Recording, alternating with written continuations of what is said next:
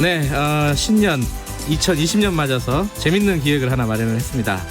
축구 감독으로부터 배우는 리더십. 이게 이제 총선도 앞두고 있어가지고요. 축구가 뭐 감독의 예술이라고 보통 얘기를 한다고 하네요. 축구 감독으로부터 우리가 리더십을 무엇을 배울 수 있을 것인지 좀 얘기를 나눠보는 연속 기획을 마련했습니다. 오늘 첫 시간이고요. 한준희 축구 해설위원 모셨습니다. 안녕하세요. 네, 안녕하세요.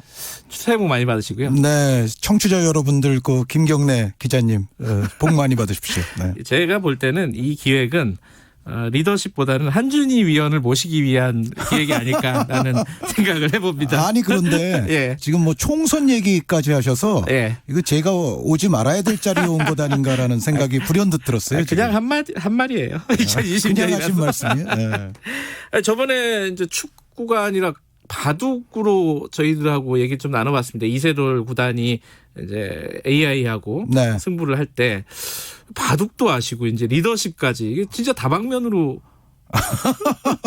리더십은 예. 알아야만 합니다. 왜냐하면 예. 그 리더십 관련 강연이 예. 이 강연료가 또 쏠쏠해요. 또 김경래 최강 시사 출연료보다는 또 월등히 쏠쏠합니다. 그래서 리더십은 연구를 해야 됩니다. 네. 거의 뭐 르네상스 인간이 아니신가 하는 생각이 듭니다. 자, 오늘 첫 번째로 살펴볼 우리가 리더십을 배울 만한 감독 누구를 갖고 오셨습니까? 이거는 제가 자발적으로 갖고 온 건 아니고요. 예. 아마 저희 담당 PD 중에 예. 분명히 이 감독의 팬이 있는 것 같아요. 그래요? 이 감독부터 해달라고 제가 요청을 받아가지고 왜냐하면은 요 대본에 보니까 지금 뭐 총선뿐만 아니라 뭐 동물국회, 식물국회가 범람하는 이 시기에 우리가 리더십을 연구해봐야 되지 않겠느냐 뭐 이런 대본이 있었거든요. 예. 그런데 요 감독은 사실은 이 동물국회, 식물국회를 뭔가 타파하고 예. 뭔가 조화와 화합으로 나가는 데 있어서는 적합한 리더십의 소유자가 아닙니다. 약간 동물 아니에요? 네, 동물 쪽이잖아요. 네, 뭔가 네. 외부의 적을 설정하고서 그 적을 거꾸로 트리기 위해서는 정말 수단 방법을 안 가리는 그러한 유형의 리더이기 때문에 사실은 요 대본에는 어울리지 않고 저도 이 리더를 과연 이 김경래 최강시사 같은 이 고매한 지성과 냉철한 인격을 지닌 프로그램의 첫 주자로 이 사람을 해야 되는지에 대해서는 저는 사실은 그렇게까지 수긍이 되진 않는데 예, 분명히 이건 담당 PD의 하명이 있었습니다. 외압이 네. 있었군요. 네. 네. 근데 뭐 그럼에도 불구하고 요즘 한국에서 특히 뭐 손흥민 선수 때문에라도 가장 핫한 뭐 감독 중에 한 명입니다. 네, 아마도 제작진이 이 감독을 선정한 데에는 바로 지금 말씀해 주신 손흥민 선수의 소속팀의 새로운 지도자로 등극을 했기 때문에 네. 이 감독이 이제 선정이 된 것 같고 바로 조세 무리뉴 감독입니다. 그래도 이 굉장한 감독이기 때문에 배울 만한 부분이 분명히 있을 거예요. 저는 이 감독을 정말 이게 좀 시대에 따라서 네. 저도 이제 사람에 대한 인식 같은 게 좀 변화하게 되는데 네. 원래는 제가 매우 존경하고 존중해 마지 않았던 감독이에요.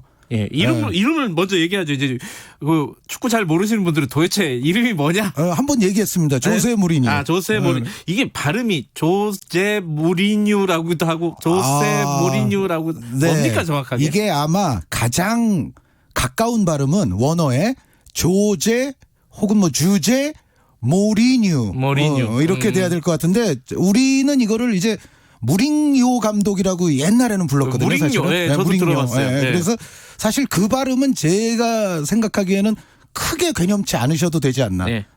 조제 무리뉴라고 일단 부르겠습니다.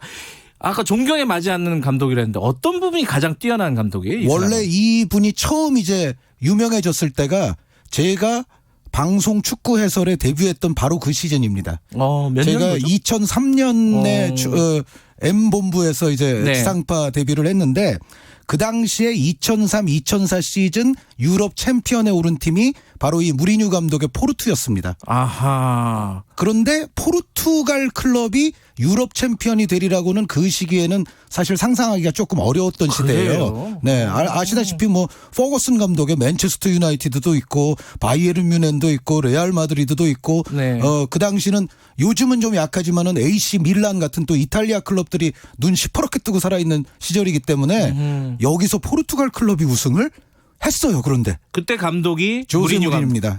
이 무리뉴 감독은 그래서 그 당시에는 정말로 혁신적이고 창의적이고 도전적이고 아주 용감한 요소들이 아주 많았어요. 어떤 부분이에요? 그러니까 예를 들어서 이 감독은 알려져 있다시피 정말 유명한 선수 출신이 아닌 건 고사하고 사실상 비선수에 가까운 선수 출신이죠. 그러니까 24살에 은퇴했다면서요? 네, 그러니까 선수 출신이기는 하고 프로에 한 발을 담궜던 건 맞아요. 그런데 네.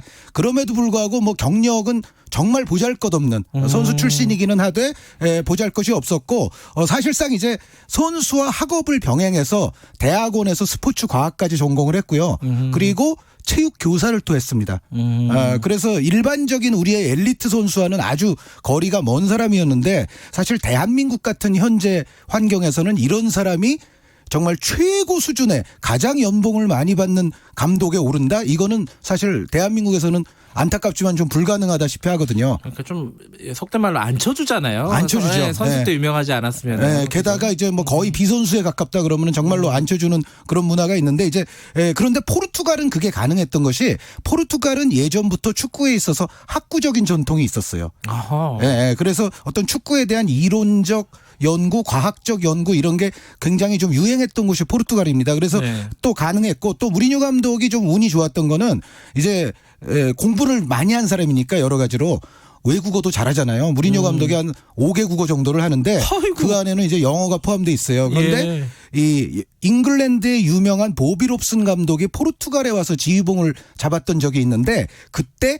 통역관이 되면서 이제 프로 구단으로 첫 발을 딛게 되죠. 네, 그래서 사실은 체육교사 출신, 통역사 출신이라고 보면 됩니다. 아, 참.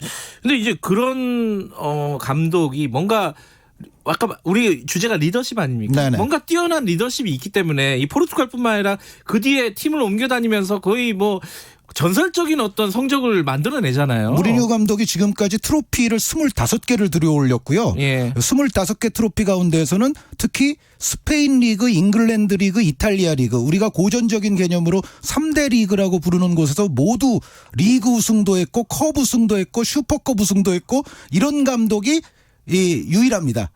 지금까지 최초이고. 유일해요? 네, 그래서 조세 무리뉴 감독이 자기를 맨 처음에 스페셜 원이라고 불렀잖아요. 그때 예. 챔피언스리그 우승하고 나서 돈 많은 구단인 첼시로 옮겨가면서 나는 세상에 널려 있는 시덥지 않은 감독들이 아니고 내가 생각하기에 나는 스페셜 원이야라고 예. 자기 입으로 얘기한 사람이거든요. 예. 근데 나중에 이제 3대 리그 우승을 모두 했을 때 나는 이제부터 스페셜 원이 아니라 올리 원이야. 뭐 이런 소리까지 했어요. 올리 원까지. 그래서 그 정도의 업적을 지니고 있고 이 25개의 트로피라고 한다면 무리뉴 감독이 본격적으로 감독 시작한 게 2000년 정도부터니까 지금 이제 20년 정도 됐는데 25개 트로피면은 1년에 1개 이상의 트로피잖아요. 이거는 알렉스 퍼거슨 감독이 지금까지 49개 트로피를 들고 은퇴를 했는데 퍼거슨 감독은 그 대신 70년대부터 감독직을 시작을 했거든요. 예. 그거에 비하면 무리뉴 감독의 이 트로피 획득 속도는 뭐 거의 엄청난 수준이라고 봐야죠. 그러니까 그게 어디에서 이 사람의 능력이 무엇인지 리더십이 뭔지 그게 이제 오늘의 주제 아닙니까? 네, 일단 무리뉴 감독은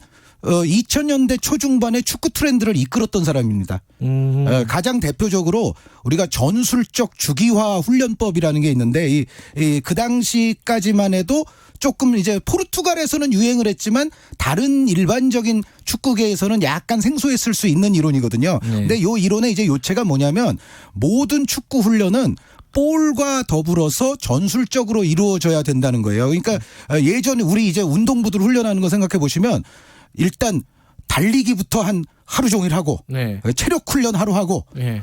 그 다음 날은 이제 공 슈팅하는 훈련 또 하루 하고 네. 그 다음 날에 이제 뭐 전술 훈련하고 뭐 이러지 않습니까? 예전 예. 우리가 개념으로 돌아가 보면 그런데 이 전술적 주기화 이론이라는 거는 일주일에 이제 월화수목금토가 있으면 뭐 월요일 쉬고 화요일부터 훈련을 시작하는데 다른 팀 우리와 이제 경기를 해야 될 상대 팀의 스타일을 정확히 분석을 해서 그 팀에 대응하기 위한 우리의 전술을 수립하고 그 전술의 훈련을 화수목금 이렇게 진행을 시키는 거예요. 그러니까 예를 들어 상대가 압박을 굉장히 잘하는 팀이다. 그러면 우리는 우리 진영에서부터 상대의 이 압박을 어떤 스타일로 풀어내서 우리가 공격을 할 것인가 이 훈련을 네. 실제 경기 시츄에이션에 맞춰서 하는 겁니다. 그러니까 체력 훈련 따로 하고 뭐 볼 훈련 따로 하고 전술 훈련 따로 하는 게 아니라 훈련 자체에 전술적인 거를 위주로 해서 그 안에 모든 체력과 기술과 심리까지도 녹여내면서 경기 시츄에이션에 맞는 훈련을 하는 것이 바로 이제 전술적 주기화 훈련 이론인데 요거를 전 세계적으로 사실 유행시킨 감독이 무리뉴 감독이라고 볼 수가 있습니다. 새로운 어떤 과학적인 축구 이 트렌드를 이끌어낸 사람이군요. 그렇죠. 그러면서 말씀드렸다시피 트로피도 무진장 많이 들었으니까요. 그러니까 결과로 네. 그것도 입증을 했고요. 예.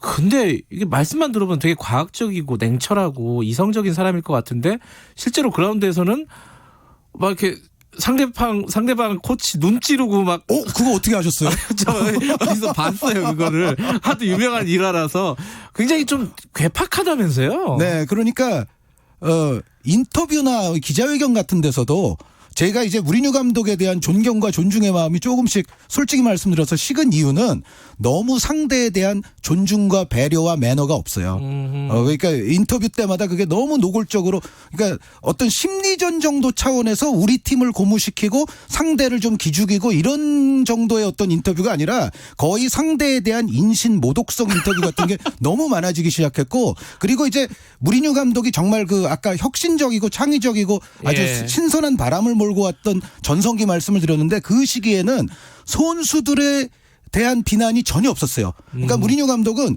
공개적으로 그런 얘기도 했습니다. 내가 인터뷰를 이렇게 세고 독하게 하는 이유는 선수들에게 비난이 갈 것을 차단하고 나에게 다 비난이 내가 다 쏟아지게 먹겠다. 하기 위함이다. 그런 얘기를 실질적으로도 했었고 실제로 예전에 이런 얘기도 했습니다. 우리 선수들을 욕하려면 나를 죽이고서 해라. 뭐 그런 식으로까지 인터뷰를 했었어요. 그러니까 선수들을 정말 아끼던 감독이었는데 예. 뒤로 오면 올수록 선수들에 대한 비난도 이제는 공개적으로 하기 시작했어요. 그래서 전체적으로 팀 내에 내분이나 분란도 좀 많아지고 하면서 알겠습니다. 특성이 좀 약화되기 시작했죠. 우리 오늘 첫 번째 무리뉴 감독은 반면교사로 삼을 만한 인물로 저희들이 생각을 하겠습니다. 두 얼굴의 리더십입니다. 다음 주에는 진짜 시작합니다. 이 히딩크 감독 얘기를 네. 좀 해보겠습니다. 오늘 시간이 너무 짧네요. 지금 배정을 좀 길게 해야겠어요. 자, 오늘 말씀 잘 들었습니다. 새해 복 많이 받으세요. 감사합니다. 네, 한준희 축구 해설위원이었습니다. 최강시사 오늘 여기까지 하겠습니다. 내일 아침 7시 다음 주 월요일 7시 25분 다시